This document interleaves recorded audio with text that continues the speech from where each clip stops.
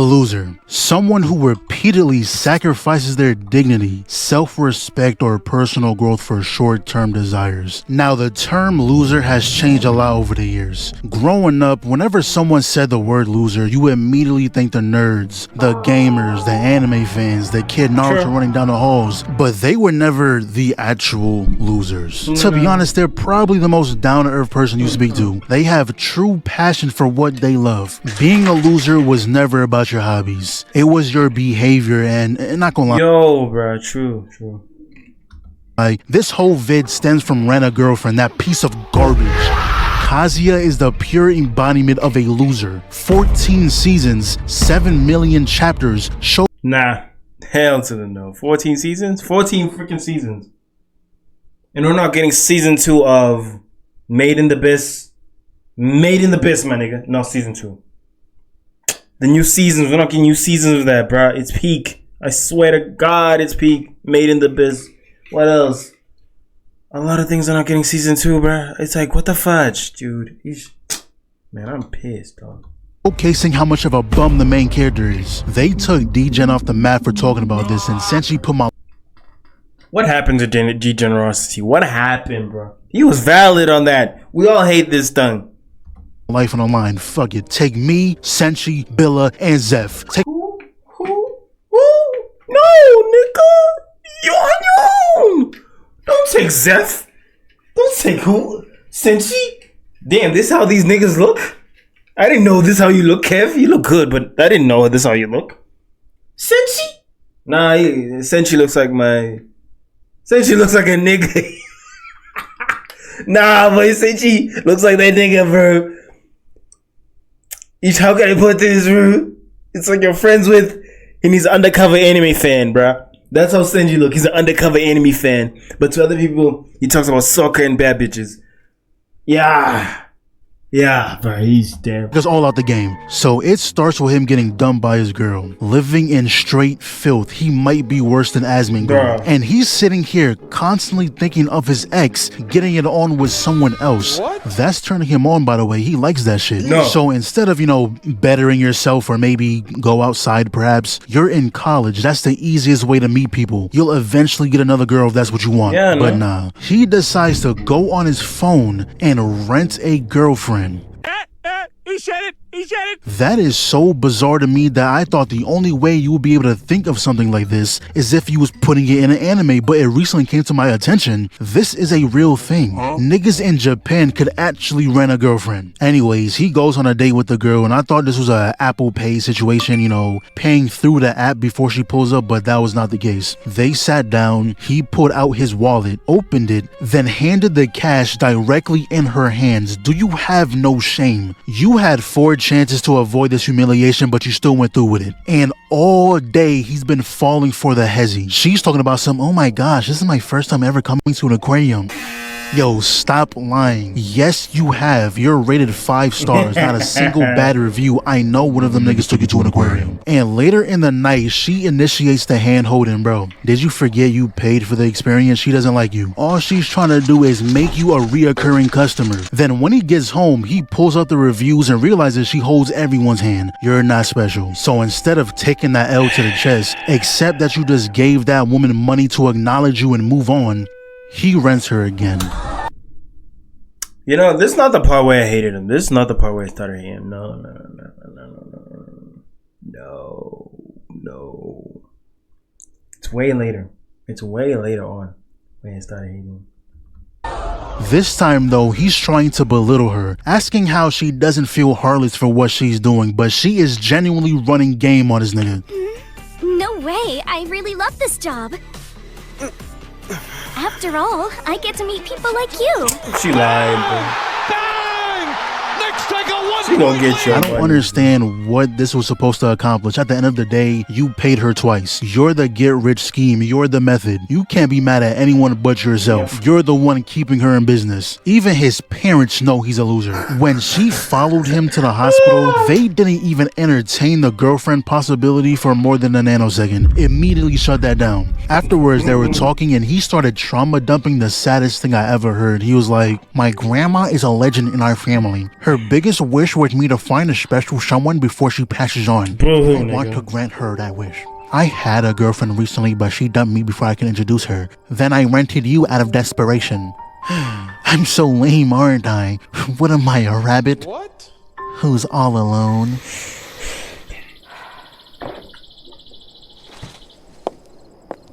She gone. She not fudging with that. She not messing with that. What did we learn? And I kid you not, him and his friends casually have convos on the amount of times they beat they shit in a day. Yo, Kazuya, how many times you jerk it yesterday? Wow. Only 3 times. Stop it. That friend group gotta be top 5 worst friend groups to ever exist. Out of the 1,000 things you can talk about, why would that ever be the topic of discussion? Hey, yo, what the fuck? He's doing exactly what you think he is. This scene was actually so unnecessary. I believed him when he said it. I didn't need proof. And he's doing it to a picture of his ex-girl. I don't know. And I hope you didn't think that was a one-time thing. Within the span of 2 minutes, he's about to do it again to the 5-second interaction they had prior. Yo, this nigga is an actual lost cause. At this point, I'm convinced she casted some black magic, because why are you always imagining her fucking somebody? Oh man, I'm such a loser. I'm glad you know. And there was this whole thing of her degrading him in front of everyone. And I don't mean slight remarks. She is genuinely trying to destroy his character. Shizuru actually stands up for him, telling him, yo, you shouldn't let her talk like that. It's just how I am.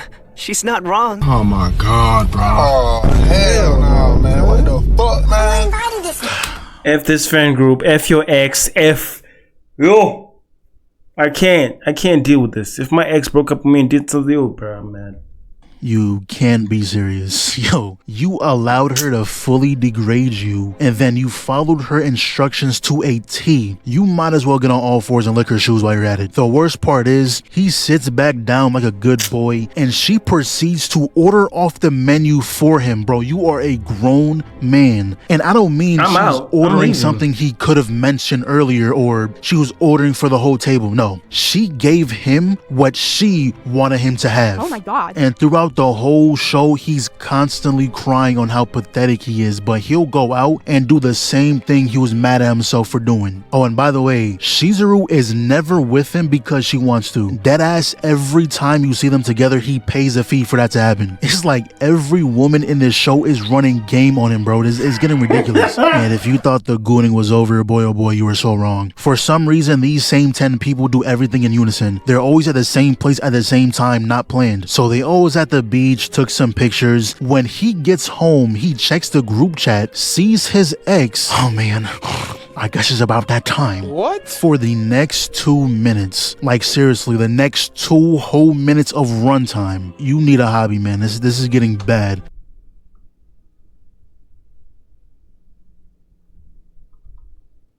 This is sad. This is truly sad. Truly sad, my nigga. This is like down horrendous. Down to stay, yo. Like, yo. If I knew French, I would get mad at you. Yo. I would love to get mad at a man in French. Or someone in French, man. Yo, bro, this is disappointing. Pick up reading, a sport, something. Why is there so many scenes of this? It's too much. It's too much. I'm glad I quit this in episode 4. I quit this, bro. I'm glad.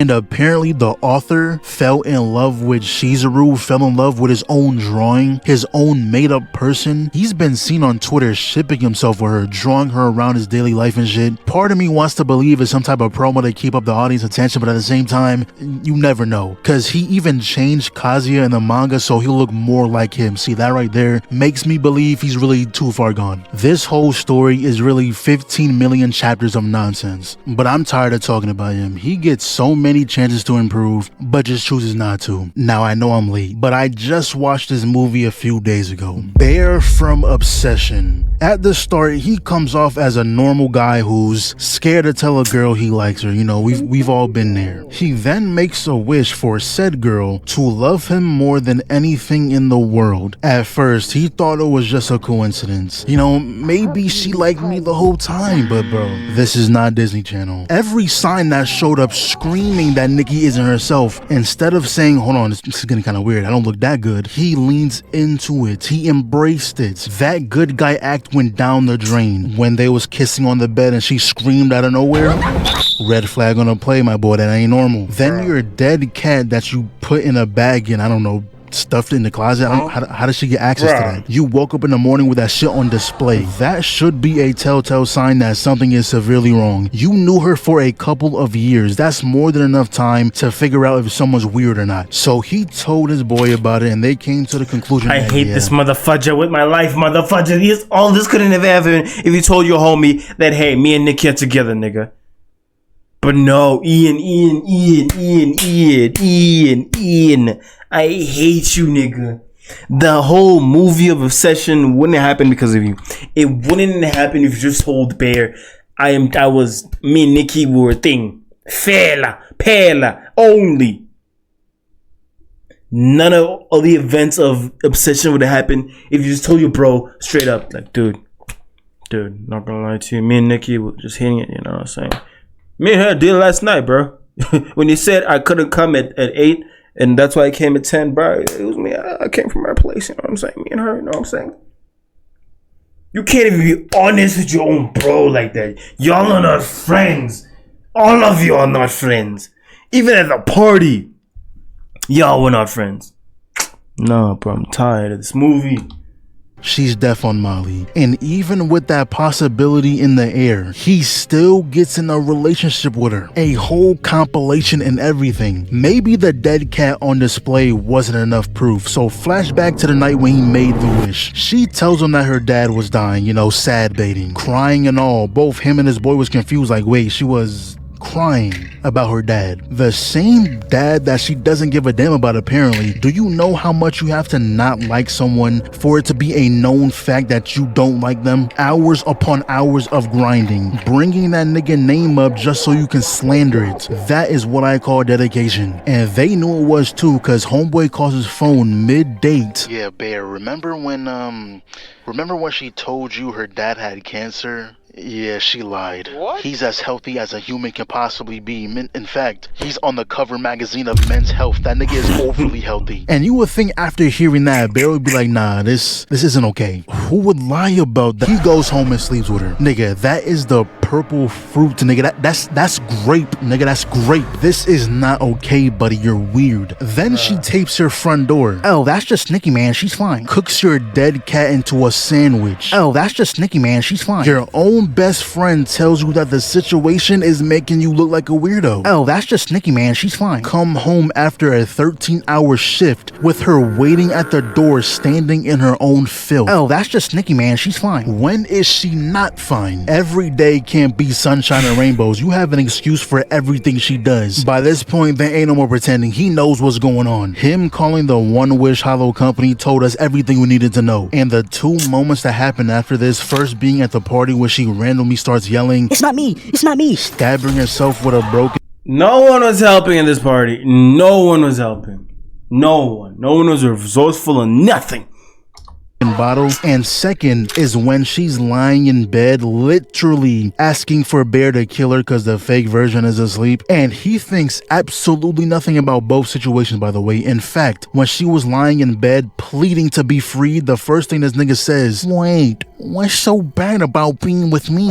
Man, shut that shit up. Nobody want to hear that sorry shit. Free that girl. Trapped her in this hell of loving yo lame ass. And his 2 best friends and him end up dying because of this man. Long story short, fellas, if you like that girl, tell her. Ladies, if you like that guy, tell him. Cause truly, you never know. They might like you back. You don't want to be a bear. Now, bruh, it could have all ended if Someone who actually saddens me to talk about, but he has to be on this list, Mordecai. As much as I rock with Mordecai, I have to come to terms with the fact that he's a loser. He's had a thing for Margaret for so long and refused to do anything about it. I swear she's been with 15 different niggas before Mordecai got the courage to ask her out. You know, at some point, you see this girl every day, you gotta say something. But that's not what makes him a loser. Being nervous doesn't make you a loser. Everyone gets nervous. But not everyone would vaporize their best mans over some shit like that. Now, Rigby doesn't get a free pass because he is truly the biggest old mans in history. I can't fully call him a loser, but he for sure has loser tendencies. Yes. He made Margaret laugh one time and all of a sudden he think he Dave Chappelle. Going out his way to make her laugh just to get Mordecai jealous. And the cherry on top, he asked Margaret out to the movies right in front of him and she said, yes, nigga, I will behead you. Not gonna lie, Mordecai, I apologize. Your reaction was actually valid. The rage bait was so serious, he had Mordecai deadass tweaking. Bro was staring at a blank static screen. I don't blame you for pushing him. Yeah, those are some evil tendencies, my nigga. Those are just underlying evil tendencies, bro. That's it. That's it. Now, this is the only case where I give Mordecai a pass, but there are countless other occasions where I can't defend this dude. It got so bad to where he was buying cologne that would apparently make Margaret fall in love with him, or when he was clowning Rigby for wanting to go to this concert, but the millisecond he heard Margaret was going, he was all for it. Really begged Benson for overtime to afford the tickets, just for when you actually get there, you see Margaret chilling with her boyfriend. Wow. There was this other time where she left for college, had Mordecai depressed for months. When he finally got himself back together, you think, oh, finally, he must have got over her. No. He was doing laundry, came across a sweater she left behind, and this Bro, Rigby threw down the can and said, nigga, we not doing this again, nigga. Yo! it really drove 20 hours just to give it back to her. And not only that, he kicked Rigby out the car because he was the only person making a lick of sense. 20 hours is ridiculous. I don't know how his brain allowed him to do that. If I even go past 2, that's when I start getting mad at everything. The rest of the ride is no music, just straight wind noise. And I don't even gotta explain this next clip. Just look. Your chariot, milady? Thanks again for letting me borrow your car. Hey, it'll be nice having you drive me around for a change. Makes me feel special. Yeah. Oh my god. This dude is like 25, borrowing her chariot to take her out. You've been working for 7 years, bro. Is Benson not paying you? And when he met CJ, someone who actually liked him, someone who wasn't with a different nigga every week, someone who had the same interests, he finally found a woman he should cherish, but no, he finds every possible way to mess it up. He invites both CJ and Margaret to the same movie. They both find out, so he ends up going with neither one of them. Later on, he officially makes CJ his girl. They go to this Christmas party. Margaret happens to be there, and this dumbass nigga gonna kiss Margaret. How CJ forgives him is beyond me. But the worst of them all, he goes to Muscle Man's wedding, the day to celebrate Muscle Man and Starla, but this guy somehow makes the day about him in front of all these people. Makes a whole speech on not knowing who his soulmate is when CJ is in the same room. Embarrassed her in front of all these people. And that was the last time for the rest of the show we ever seen her. Spent multiple seasons chasing Margaret, fumbled 99% of the time, finally gets with someone who genuinely likes him but threw it all away. This guy sucks. Now, those first 3 were romance related, but this next one is a loser in a different sense. Greg Heffley. You don't even realize it until you go back and rewatch the movies when you're older. This little dude swear he's the talk of the town. Obsessed with looking cool, but hasn't done a single cool thing throughout any of the movies. He couldn't even find a seat at a lunch table. And Rowley, his only friend, loyal into the very end. But I guess that isn't enough because Greg treats him like shit. Clowns on everything he does, what he wears, how he acts, picking out what he wears, changing the way he walks. And I don't know what type of game this is. What's the end goal, the objective? I just know Greg is the one who came up with this. Why are we throwing footballs at the other person riding down the hill? There's a reason he ain't want to go first. He knew this was stupid. Ended up breaking Rowley's arm. And when Rowley was the one who gained all the attention... Hey, I'm the one who broke his hand. Then you're a jerk. No, yeah. That's valid. Like, bruh, this movie, dude, this guy was a loser. More than his friend who And he was dead jealous that Rowley had all the motion. So he tried faking his own cast, but This is some loser bit. Okay, this is some loser stuff right here. they do not fuck with you, bro. Hang up the jersey. Then the kid who was in charge of doing the school cartoons got sick. Greg seen this as an opportunity, and after 2 wasted notebooks, he finally realized he can't do this alone. He calls Rowley over to help him, so he's showing him what he likes. No, it's not funny. Well, I think it is. I like Zooey Mama. You know what? If you like it so much, then why don't you go do it yourself? What? Yo, you called him over here. What do you mean do it yourself? He didn't want to do it in the first place. Yo, this kid is a genuine asshole, and it only gets worse from here. True. They're both in the safety patrol, and with the cast on, Rowley isn't able to get wet, so he couldn't walk the kids home. Greg borrows Rowley's jacket, told all the kids to get in the hole. The neighbors seen that, said, yo, what's going on? Rowley, is that you? Yeah, it's me. Wow. Got his ass sent to the principal's office, got his badge removed. Motherfucker, you're not a real friend. You ain't nothing. You're trash, dog. I'll never do this to my friend, bruh. Never. I'll tell him when I'm jealous of him. I'll never do this. Never. Kicked off the team. Greg talks to his mom very vaguely about it. I know the truth about something, and if I say it, it could hurt somebody. But if I don't, it could hurt somebody else. Well, just go with your gut, Greg. I decided to let Rowley take one for the team. Wow. This kid has the soul of a demon. And after everything was done, after all the consequences was dealt out, is when he finally decides to tell Rowley the truth, and that's all he did. Tell the truth. Not an ounce of remorse, not a single sorry escaped his mouth. He said, yeah, it was me. But we both learned a valuable lesson from this. I gotta watch for who's around, and you need to watch who you lend your coat to. Something's wrong with him. That's not human, man. You're not regular, man. He was the devil. Now, someone who is way worse than everyone on the list combined. Man, I've been Who? waiting so long to slander this bitch ass nigga. Rudius. I probably talked about him before, but Only seen season 1, my guy. Only seen season 1 before. Him, his distant cousin, and the other guy who's traveling to another country. He was still young by then, so I didn't watch the new seasons when he lost his arm. That's all I know. Okay? don't remember. I would never pass up a chance to get the Mushoku Tensei fans mad. Rudius, your GOAT, is a fucking loser. Not mine. More than a loser, actually. He's the scum of the earth. The difference between him and everyone else is that everyone else is redeemable. Kazuya, Mordecai, Greg, I wouldn't mind having an exchange of words with them. Rudius, I don't even want to be seen in the same room. So Rudius before the reincarnation was a shut-in. He stood a shut-in for the next 20 years before he got kicked out. You want to know the reason why he got kicked out? No. Instead of attending his parents' funeral, he decided to stay his funky ass here and goon to a video of his niece bathing, which he got by placing a hidden camera in the shower. Yo, if any of y'all defend this nigga, truly, you need to be exterminated. I didn't know that. Damn, okay. Them kicking him out was valid. Yeah, can't defend that.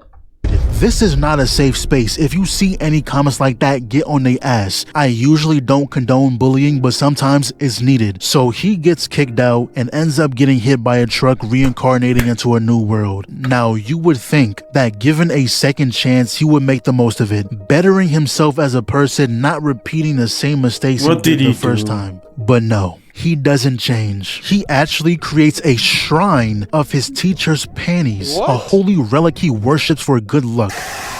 Extremely weird, but somehow not the worst thing he's done. Later on in the series, he actually falls in love and does it with Eris. She is 15, by the way. You see how that's wrong, right? The Rudius Glazers love to say, oh, but he was reincarnated. He's actually younger than she is. No, he's not. Not at all. That's not how that works. He's pushing 50. He kept all his memories, experiences, and knowledge from his previous life. He's mentally a grown-ass man, which makes him a grown-ass man. You don't see us calling little people kids just because they're little. If they've been alive for 30 years, they're 30 years old. Use that same logic for Rudius. And you know the exact excuse they always make? Oh, but actually, he's been a shut-in for 20 years, so technically, mentally, he's still a middle schooler. Yo, shut that shit up. You're acting as if you were strapped to a chair in a 1x1 box for 2 decades. He was still exposed to the internet, to media. The only thing that excuse would make sense to is if you were calling him awkward. Cause yes, being a shut-in for 20 years will make you socially inept, but you don't just stop using your brain. So he goes to this school, ends up reuniting with his childhood friend, and of course they couldn't keep this a platonic relationship. They ended up doing the do. That girl is 16.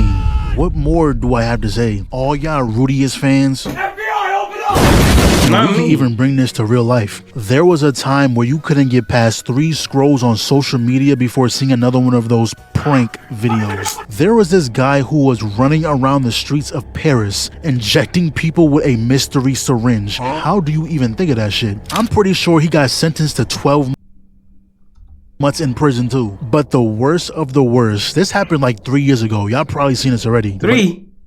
This is my first time ever seeing this. This dude gave his friend a fucking horse laxative.